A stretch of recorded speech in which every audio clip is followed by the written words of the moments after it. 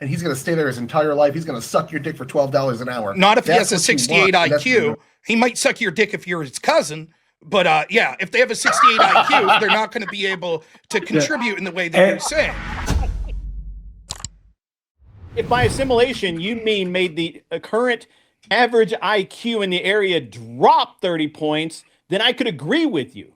Because I actually you have data, or you're just like talking to us as usual. We were talking about this, and I said, look, it's a simple fact. 99% of the of Somalis are Sunni Islam, and their culture is a culture of cousin fucking, and that scientifically drives down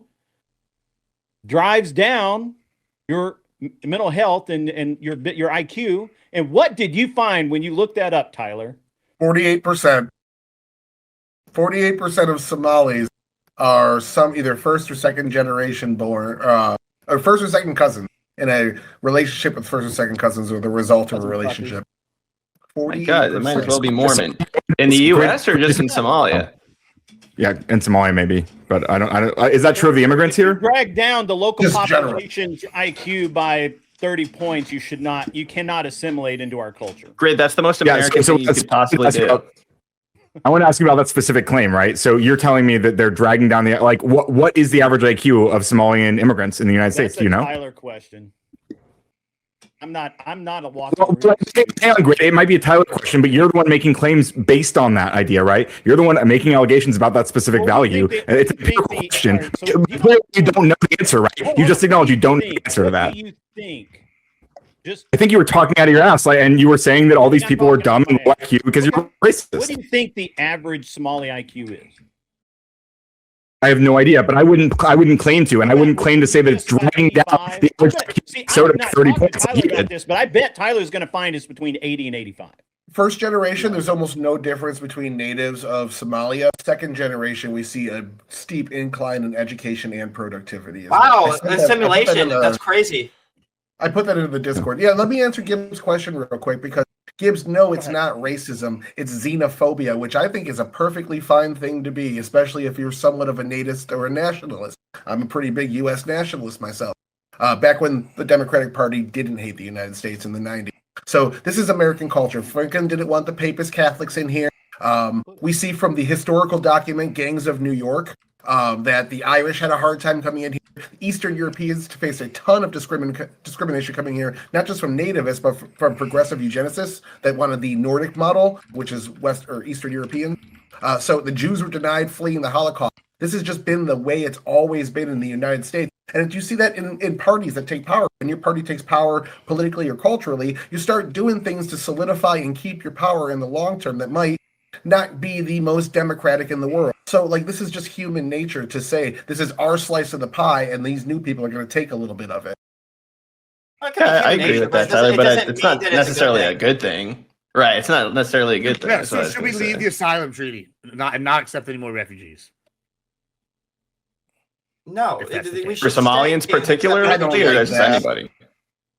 Jews during Holocaust, man. I don't like that. I think we should stay in. Maybe a little bit of tweaking to it to make it not so abusable. But yeah, I don't like that. I agree. I would agree with refugees for 50 years or something.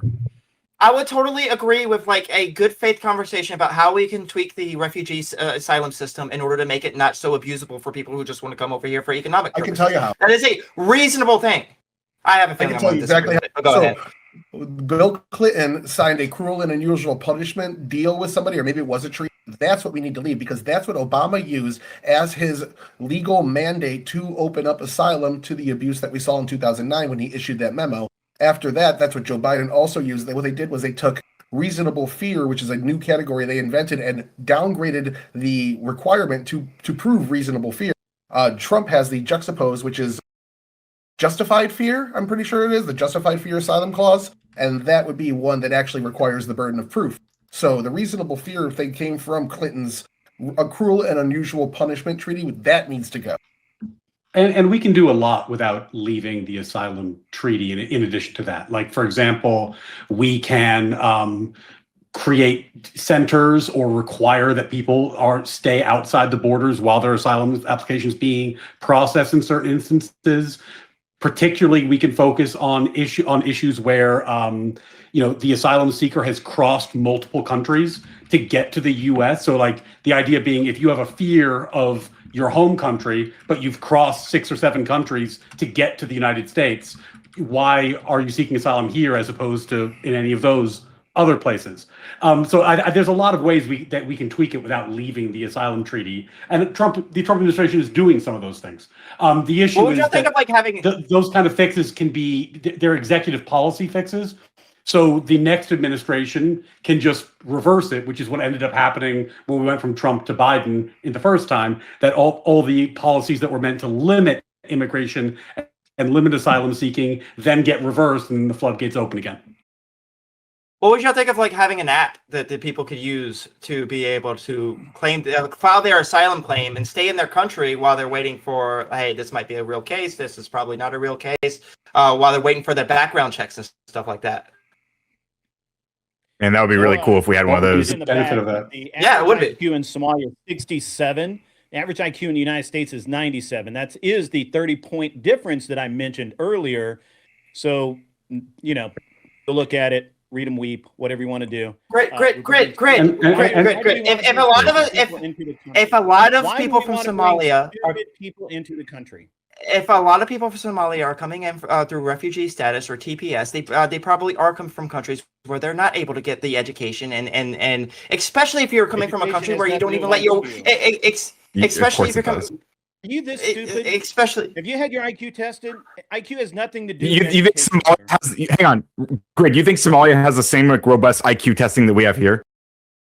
It was performed by an international agency. Well, wait. Counterpoint. Wait, so are you saying this is all just like their genetic? They're stupid people. Wait, are you saying? Wait, great. Are you saying this is all genetic? I don't think to the United States. Yes, there's all genetic. absolutely average IQ to make you feel better. Yes, I would say. Yes, I will say that a lot of it is genetic. In fact, we could see there is direct correlation to societies that allow inbreeding to the lowering of IQ. We see this all across the world. The more open societies are, particularly those that are Islamic, that say that it's okay to marry your cousin, and the countries we see where rates of cousin marriage are very high, we also see that there is an almost direct correlation to all sorts of negative consequences, including low IQ. The data on this is quite stark. The inbreeding lowers your IQ. When the second and third generation of these people, when the second and third generation of these people get higher IQs, where does that come from? Well, it could be for Magic, several reasons. apparently. First off, let me see that proof. Let's see it. So they're breeding with the right stuff, right? Let me see. That's fine. Let me see the proof of the increase in IQ from third generation Somalians. Go ahead. I mean, Tyler was the one that said it. I don't actually have. I have a question for the lefties. The people on the I put it in the Discord. I tagged you in the group chat with it. Well, so I have a question for the lefties. The right, or the people on the right here have brought a litany of reasons why they don't think we should be bringing these people here. What are the benefits other than like, oh, it feels good to like save people from a war-torn country? What benefits is it bringing to bring this group here? Because it seems like fraud is a problem. Seems like higher crime rates. It's not a problem. Like it's education, not a problem amongst the population. But go ahead. Yeah. Okay. Okay. This is a problem. We have a group that we brought here as refugees. 81%. We know that's the number. Is on welfare. You don't see that as a problem. That 81% of these people are welfare. They're not contributing. It's a net loss. Is like what is the benefit to bringing these? Getting more claims in there. I've heard this 80% number, which I'm a little bit skeptical. But even if that's true, like that doesn't mean they're a net loss, right? Like that's a stronger claim. Tyler, you're making multiple claims there. In the Discord, I'm so sorry. Yeah. I think the claim though about that Gibbs is that you come over here and let's say you're using welfare. The hope is that it's an investment into your kids' future and the future of the country that we're growing. They're becoming educated. They're going to college. They become productive, even more productive members of society than a lot of people who were born here in America. And so I think that's the claim. Is like there's a lot of immigrants who do really great things here, and I think that's the hope is that it's an investment, even if it's you claim it's a net loss. And I'm sure some people aren't making money here. I think that's just there's also the population use of it. There's also the population. Castle, can I love that energy, man. But here's the problem I have. That's not what they're doing. They're not assimilating. They stay in these groups. They're very tribal people to start with, and they stay in these groups. And actually, for whatever reason, in these Democrat strongholds, they're kind of put in these groups. They kind of kept in these groups, I guess, so they can be kept on welfare. I don't know. That's just a guess. I have no proof of that. But they don't assimilate out. They don't do what we would expect, and that is become actual Americans. They don't. Well, I don't know if you're saying What that they from become a first immigrant, a from like a dependent first. on our society. So I don't know what the Now, within stats are that two between first and generations, second we don't generation get improvement. grid. Well, But I don't know. I think a lot of second generation Americans do think that being outcast is probably not favorable to them, and so they would want to assimilate. Like, there's a lot of young kids, whether they're Hispanic, Somali, whatever. Like, they go to school and they're not going to go back home and Minnesota doing that. Boho. of assimilating. I mean, come on. A lot of young kids right now who are Somalian, who are second generation, they listen to rap music. They go to basketball. Like, they're incorporated into American sports, I mean, not all of them are going to be. You're asking for something that hasn't actually been studied in a way that we can look up, but you also don't have proof that this isn't happening either. We're making this so much more complicated than it needs to be. Like, I think in basically every segment of the population that you look at, you see the same phenomenon, which is that when first generation immigrants come in, often they're buoyed by like immigrant pluck, meaning their self-selection. The people who work very hard to immigrate over here are very motivated to succeed.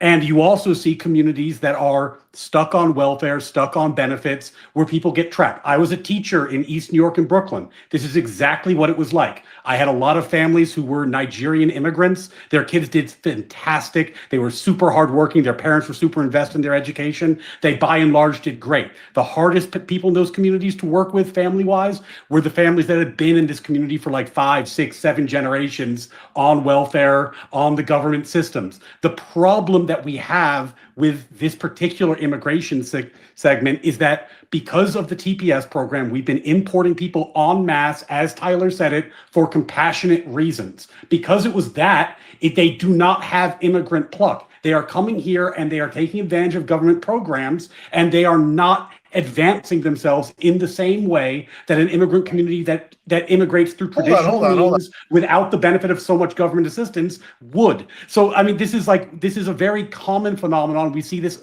in many segments of the U.S. population. The problem is when you combine mass immigration policies with robust social welfare systems, they don't mix. It's oil and water. You have to pick one. Again, studies show, looking from 2014 to 2023, studies show that the native household in Minnesota, so someone who was born in this country of non-Somalian descent, 21% chance they're on any welfare. If you're a Somalian immigrant household, 81%.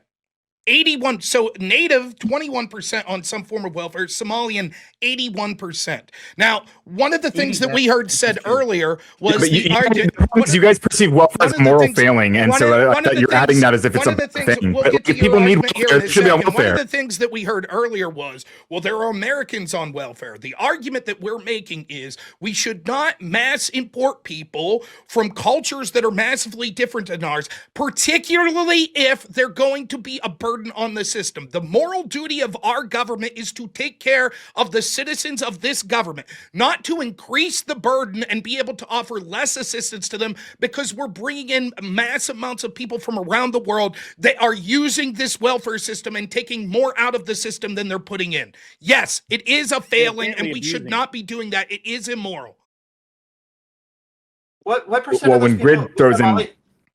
What percent of the Somali people that are on welfare are American citizens? These are immigrants that, why would citizenship matter? One. You mentioned citizenship. You said we need to take care of American citizens. Right. So the population is which they here. can't be welfare unless you're a citizen. That's not true. You certainly could get welfare even if you're not a citizen. That's absolutely not true. Secondly, right, The idea is that our government's supposed to take care of the people of this country. We're not supposed to intentionally import people and then say, oh, now we'll give them citizenship. Oh, now they're citizens, so now it's treated just the same and we have to give them welfare. No, instead what we should be doing is stop bringing in these people and stop. Hang on, if Ryan, they are an immigrant, can you control yourself? Every time you speak, I'm going to talk over you, just so you know. Okay. Well, maybe I can interrupt you too. We will interrupt a few times. It can happen. What we can see is that we don't have a moral duty to bring people in that would be a net drain. There's an argument to be made that we shouldn't bring in cultures anyways that are massively different, even if they help us out economically. But certainly we shouldn't bring in those cultures if they are a detriment to us economically, which is the case from Somalian immigrants. I don't even know if that last. I don't even know if it's true that there are an economic detriment. Like being on welfare doesn't mean that you're like being even majority on welfare doesn't mean that the entire community is an economic detriment. I don't see that follows, and that was a stronger claim than them just being on welfare. And I don't know that anyways provided any data for that. Why don't you see that? Why don't you see that a group that is on because welfare there's other ways to contribute economic debt? Yeah. Because if people are contributing to the economy in other ways and also being on welfare, like I don't know what the net is there. It's going to vary. The rest of them were defrauding the American government for $1 billion. You say, to be clear, the rest of them, you're talking about 70-something people. Like, you're not talking about the millions or however many fucking Somalians there are, hundreds of thousands. Led by a white woman. Led by a white woman. Yeah, let me, please, let me get in there. I can make a very good argument. Please, Tyler, please. Go ahead, Tyler. Oh, come on. Fuck me. Go ahead, Coda. Go ahead, Coda. Go ahead. Then we'll go to Tyler. I just want to be very clear that although Ryan and Rob have been very careful to avoid towing this line, Grid has absolutely full-throated the idea that we should be doing collective punishment here, right? Tyler, go ahead. So we actually, as I was talking about earlier, over 35 years, we haven't even brought in 100,000 Somalis by low-end estimates and under 130,000 by high-end estimates. Over 30 years. 35 years. We're bringing these people in and we're slowly assimilating them generation by generation. We need to do this because of birth rate loss, unless you want your portfolios to tank, unless you want most of our social services for old people to tank, our government to not be able to afford things. Now, that does merit another conversation about our current spending levels and regulation and things like that. But unless we change those things that people don't want to change through voting, we need to continuously grow. We need to bring people in. This merit-based immigration thing works to a certain degree, absolutely, but other countries caught on to it. Everyone else wants merit-based immigration too, and if you think our government is going to be able to bribe people better than the communist state of China to go work there, then you're fucking crazy. They are able to throw the fucking sink at them. So we have to find other ways to do it, and some of the other ways we do it is bringing these people that are undesirables on the world stage and grow them from the ground up. The most loyal employee you're ever going to have as a business owner is going to come in, untrained, not know what the fuck he's doing, and you're going to train his ass from the ground up, and he's going to stay there his entire life. He's going to suck your dick for $12 an hour. Not if he has a 68 IQ. He might suck your dick if you're his cousin, but yeah, if they have a 68 IQ, they're not going to be able to contribute in the way that you're saying, you know. And if you're a Somalian immigrant, this is what they think of you, by the way.